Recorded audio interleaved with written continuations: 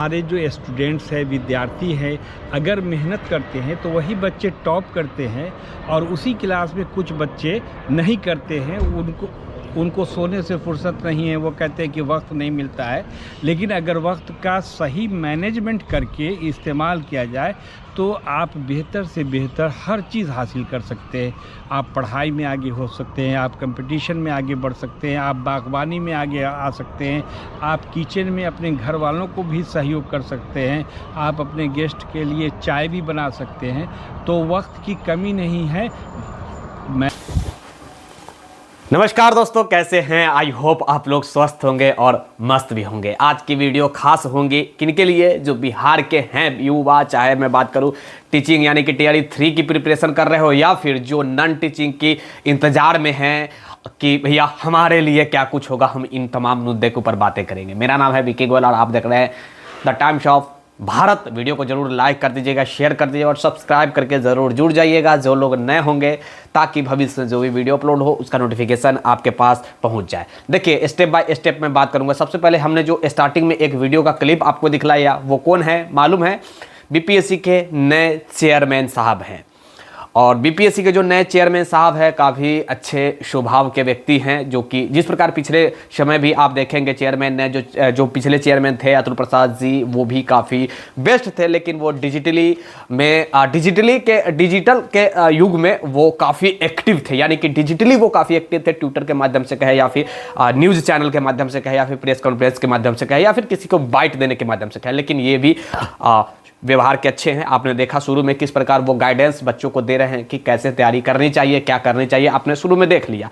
आगे बने हुए रहिएगा, हम डिटेल में बात करेंगे। पहले हम बात कर लेंगे कि टीआरई 3 में कितनी आवेदन हुआ है, कौन क्लास के लिए कितना आवेदन हुआ है। सबसे पहले मैं बात करना चाहूँगा 6.62 लाख टोटली आवेदन हुई है, जिसमें से पीआरटी की, टीजीटी की और पीजीटी की भी हम बात करेंगे। सबसे पहले अब देखिए, एक रेशियो भी आप लोग को लगना चाहिए कि भैया कितना कितना एक सीट पे कितना आ रहा है।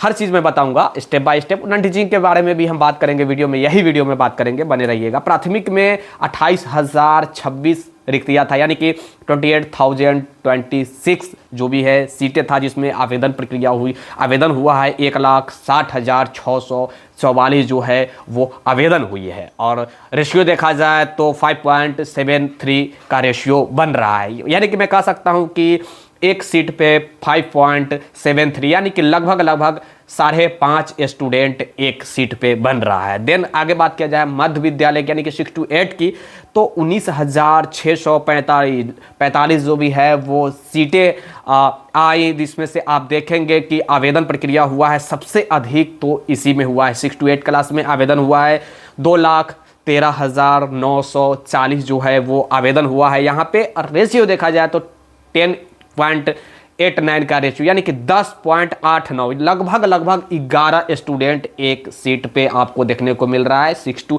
8 क्लास में। माध्यमिक की बात किया जाए, 9 to 10 की बात किया जाए तो 16,970 सीटें था, जिसमें से देखा जाए आवेदन प्रक्रिया, आवेदन कितने हुए हैं तो 1,44,735 आवेदन। रेशियो देखा जाए तो 8.52 जो भी है रेशियो है, यानी कि मैं कह सकता हूं कि 8.5 कैंडिडेट एक सीट पे है। आगे बात किया जाए उच्च माध्यमिक का तो 22,373 सीटें था, जिसमें से 61,981 यानी कि 61,986 जो है वो आवेदन हुआ है। रेशियो देखा जाए तो 2.77 का रेशियो है। मैं कह सकता हूं कि +2 का जो कैंडिडेट हैं उनके लिए बिग अपॉर्चुनिटी है। यही टीआरई 3 नहीं, टीआरई 2 में भी आपने देखा कि किस प्रकार +2 वाले को नौकरी हुआ, काफ़ी कम मार्क्स पे भी हुआ, टीआरई 1 में भी हुआ। मैं कह सकता हूं कि टीआरई 1, टीआरई 2 या फिर ये टीआरई 3, हर जितने भी अभी तक टीआरई हुई है या फिर अभी जो टीआरई हो रहा है, इसमें सबसे अधिक बिग अपॉर्चुनिटी और सबसे ज़्यादा अगर देखा जाए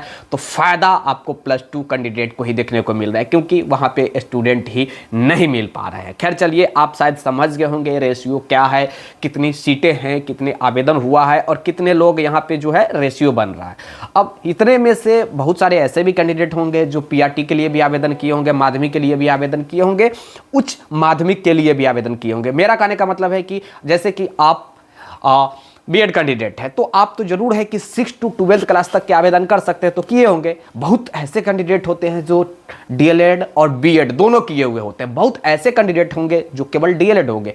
बहुत ऐसे भी कैंडिडेट होंगे जो डीएलएड, बीएड और एमएड किए हुए भी रहते हैं। तो वो हर कैटेगरी के लिए आवेदन कर सकते हैं, चाहे मैं बात करूं आरटी के लिए, टीजीटी के लिए, पीजीटी के लिए, यानी कि जितने भी सीटें आ रही हैं हर सीटें के लिए वो आवेदन कर सकते हैं और किए भी होंगे। जैसे कि जैसे कि आप हैं, आप बीएड किए होंगे तो आप तो जरूर है कि 6 to 12th क्लास तक के किए होंगे। तो एक कैंडिडेट का बात वही है कि एक कैंडिडेट का हर जगह रिजल्ट फिर से आएगा। ये रूल है, रूल को ब्रेक जो भी है आयोग नहीं कर सकती है, पिछले समय ही वो क्लियर कर दी थी।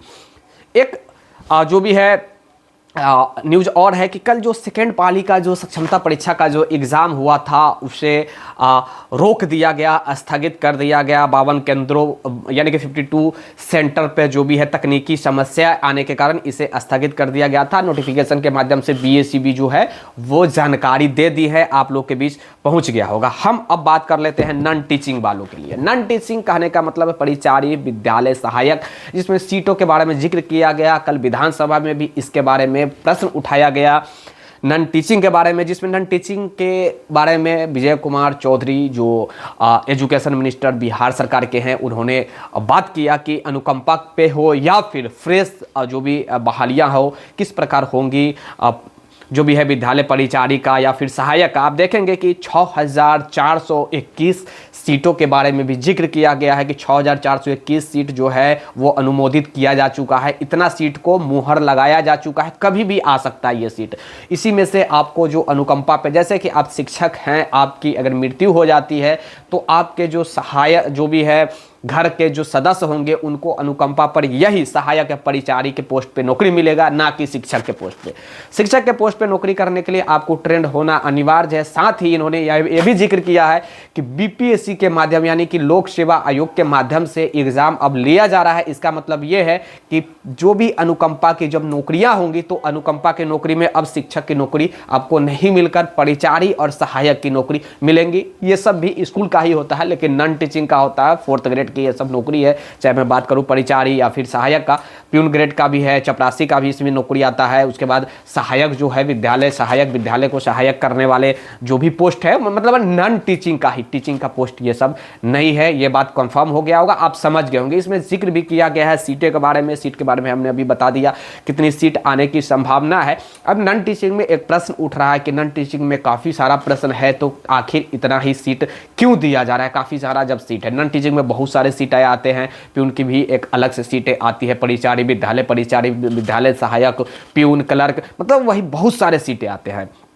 पिछले समय जब अतुल प्रसाद जी थे उस वक्त कहा गया था कि लगभग 50,000 जो भी है नॉन टीचिंग की सीटें आएंगी, लेकिन अभी कहा गया है कि 6421 सीट है जिस पे मुहर लगाया जा चुका है। इतना सीट कभी भी आ सकता है। 6421 सीट पे मुहर लग चुका है, यानी कि 6421 सीट पे मुहर लगाया जा चुका है। ये कभी भी आ सकता है। आगे और कुछ हम बात कर ले रहे हैं।